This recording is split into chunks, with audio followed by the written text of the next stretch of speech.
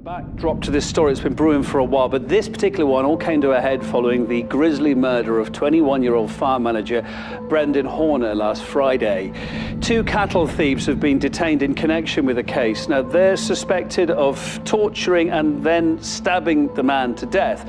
As I say, it's just the latest in a string of similar attacks. All right, so now we go back to the events of Tuesday. I believe you were there. You were part of the farmers who had gathered in Senekal. And how did we get to a point where violence erupted? It's very sad that it turned into violence. The farmers are quite frustrated. It feels like we're not being heard, but it was not the majority of the people. Most of the people were peaceful and tried to get our message across, which is very sad at the moment. The whole thing turned into a race thing that it never was. When we talk about farmers, and it includes white, black farmers, everybody in our area. We've got black farmers that are being hit just as hard as with us. With the crime and the stock theft, and they cry just as hard as we do. Our problem is politicians that stands on the stage and sing "Kill the boer, kill the farmer."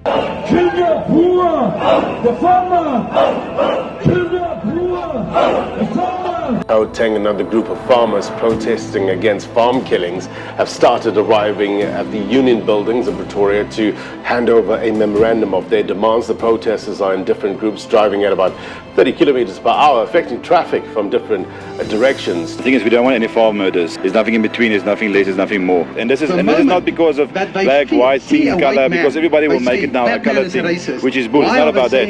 The community here that's here to support this, we're peaceful. We don't want to fight, we don't want a war. I can guarantee you that. We're not here for war, we're not politicians. We are just concerned South Africans. We need a police force that will do the job.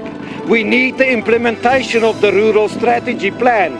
That will make the difference. There is other crimes. There's violence against women and children. That should be addressed. So it's not about comparing the numbers of the people that's been murdered. Malema speaking today says the Red Berets will gather in Senekal on Friday, and that nothing will stop them from doing it. We are not scared of white people. You know why? Rabalata ka Friday, linandele chabile.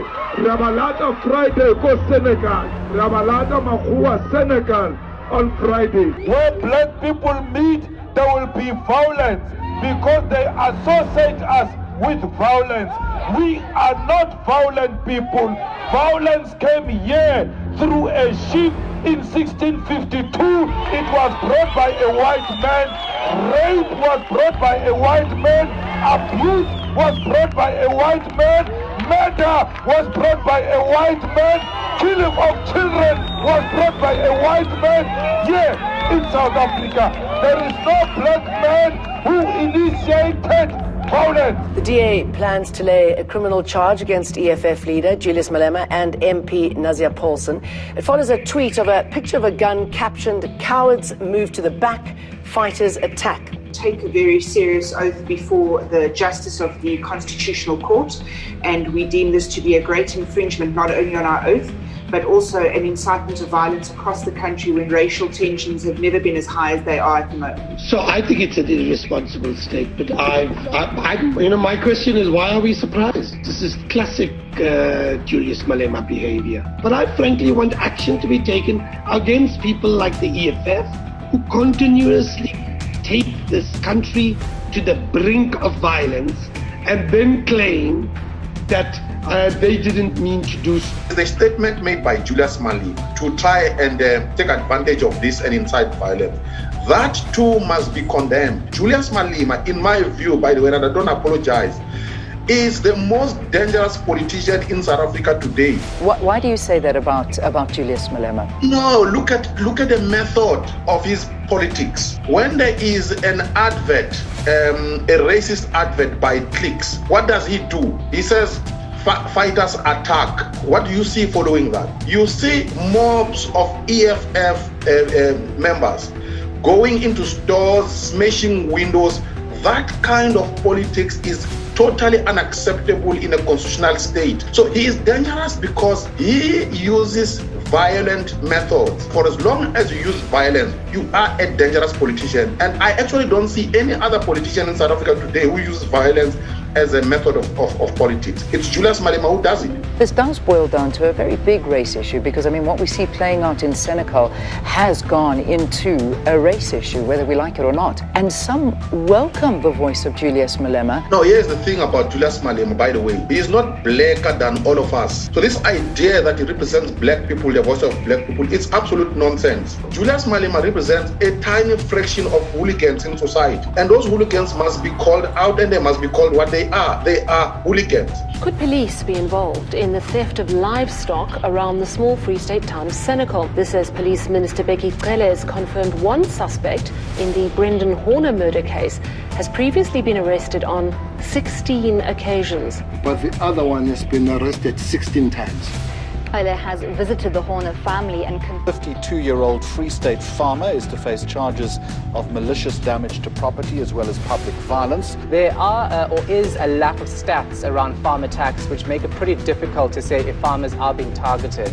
So yes, I think it should be treated as a crime type of a special kind, especially after 2003 when then President Mbeki disbanded the commandos, which led to the collapse of the rural safety plan. There was a huge vacuum. A group of farmers fears being kicked off a farm they successfully reclaimed as part of the land redistribution.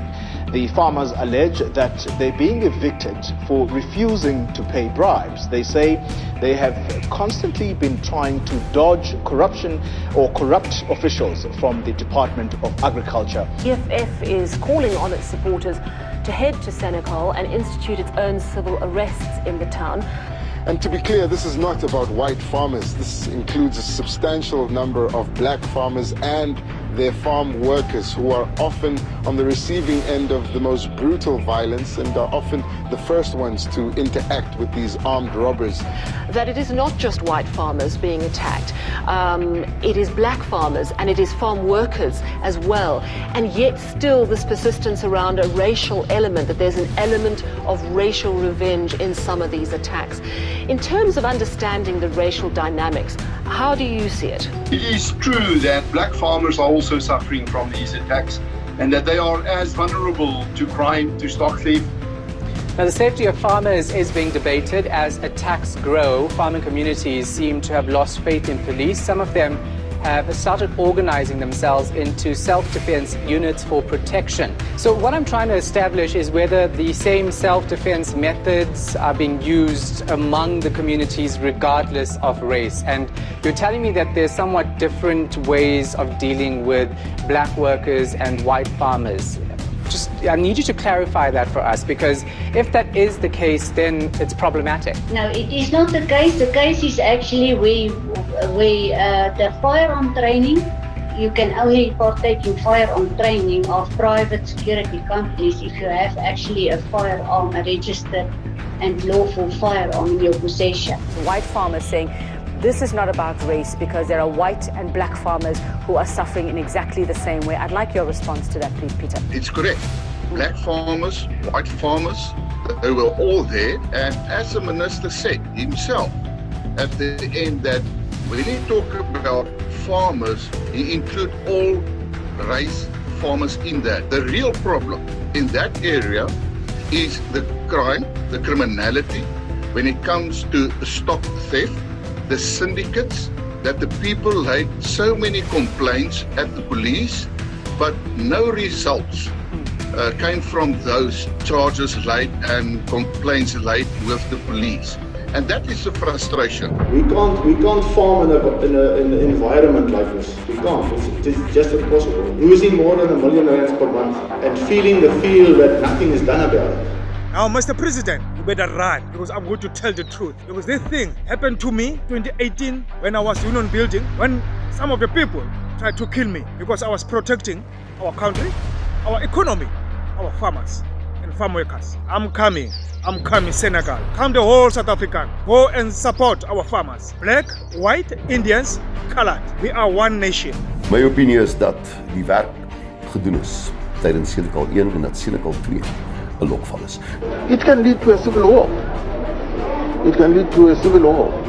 That's the former president, Malema, who says that if there's any more friction in that town of Senekal, it could spark civil war. Are you going to listen to him? So be it.